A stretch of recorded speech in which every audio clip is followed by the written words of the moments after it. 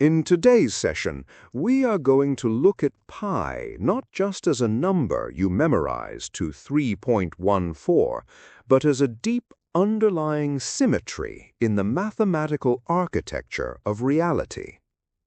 We will trace its history from ancient Babylon to its appearance in quantum mechanics. At its heart, pi is a ratio.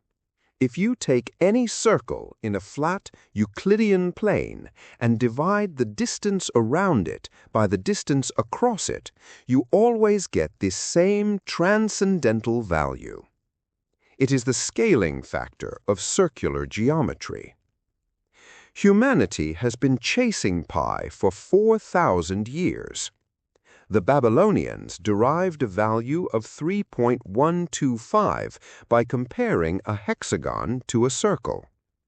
The Egyptians, as seen in the Rind papyrus, used a slightly different approximation of about 3.16. These were pragmatic tools for land surveys and building projects. The first true mathematical rigor came from Archimedes. He didn't just guess, he used the method of exhaustion. By drawing 96-sided polygons inside and outside a circle, he boxed pi in between two fractions. This gave us the familiar 3.14 that we still use for basic physics today. 1,000 years later, the game changed from geometry to calculus. In India, Madhava discovered the power series for the arctangent. This allowed mathematicians to calculate pi to 11 digits without drawing a single polygon. European mathematicians wouldn't rediscover these series for another 300 years. With the advent of computers, the quest for precision accelerated. In 1949, ENIAC calculated 2,000 digits.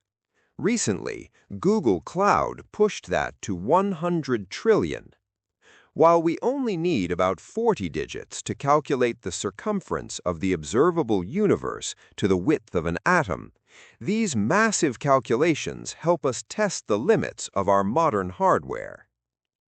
In 1761, Lambert proved that pi is irrational. It cannot be written as a simple fraction. This means its decimal expansion goes on forever without ever entering a repeating pattern. It is an unending, nested structure that contains no permanent cycle. Even more profound is pi's transcendence, proven in 1882. This means pi isn't the solution to any standard algebraic equation with whole number coefficients. This proof finally showed that squaring the circle, constructing a square with the same area as a circle using only a compass and ruler, is mathematically impossible. Mathematicians strongly suspect pi is a normal number. If true, every possible finite sequence of digits, your birthday, your phone number, even the binary code of this entire lecture, is guaranteed to exist somewhere in the infinite digits of pi. It is literally a library of Babel encoded in geometry. When we move to 3D, pi stays with us. It governs the surface area and volume of spheres, cylinders, and cones. These formulas are essential for everything from engineering to biology, appearing whenever we encounter circular cross-sections in physical solids. Why are planets round? Because the sphere is the most efficient shape, offering the smallest surface area for any given volume.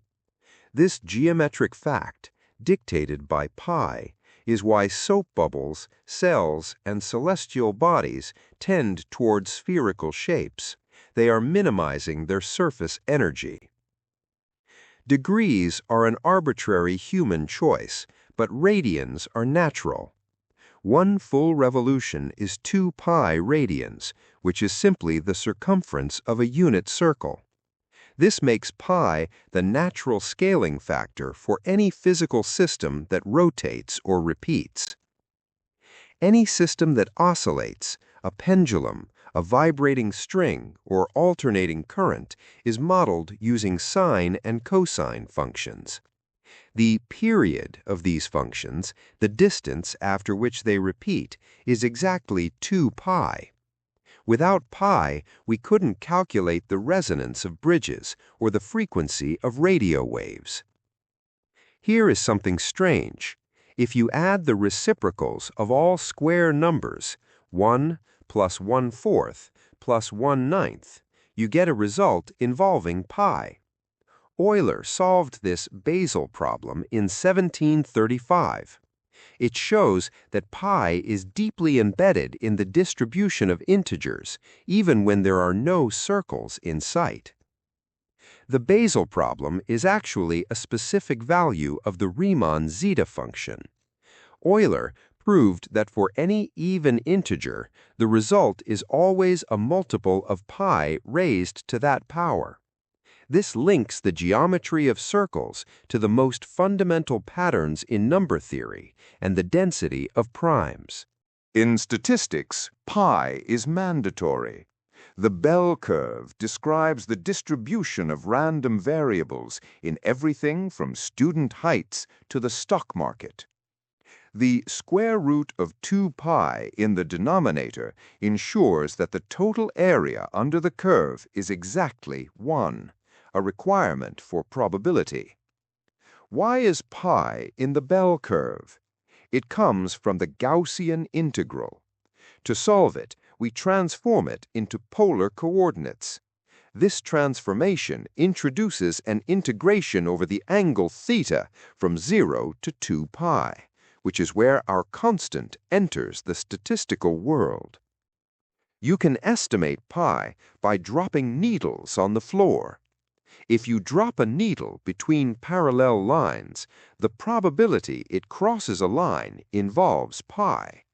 This happens because the needle's rotation is a random variable distributed across a circular range of angles.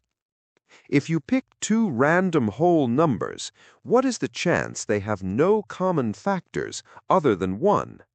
The answer is exactly 6 over pi squared. This is a direct application of Euler's Basel problem and reveals that the properties of circles are literally woven into the fabric of our counting system. In fluid dynamics, pi helps describe the drag on small particles moving through a liquid. Stokes' law uses a 6 pi factor. This formula was crucial for Robert Millikan when he used oil drops to determine the fundamental charge of the electron. In electromagnetism, pi is everywhere because fields propagate in 3D space. In electromagnetism, pi is everywhere because fields propagate in 3D space. When we calculate the electric field of a point charge, we use a spherical Gaussian surface.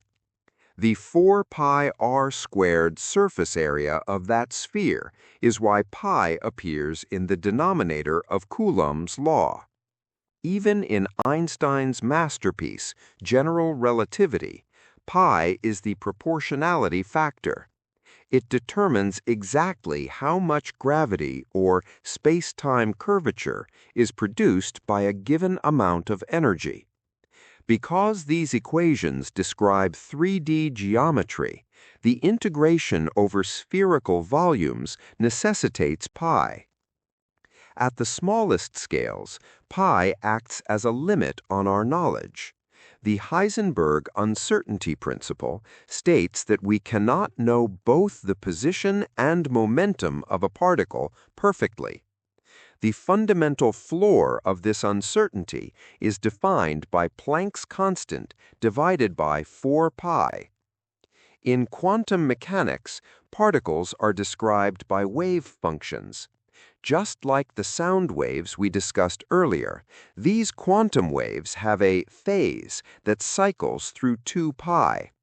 Every quantum state can be thought of as a rotation in a complex mathematical space, once again making pi indispensable.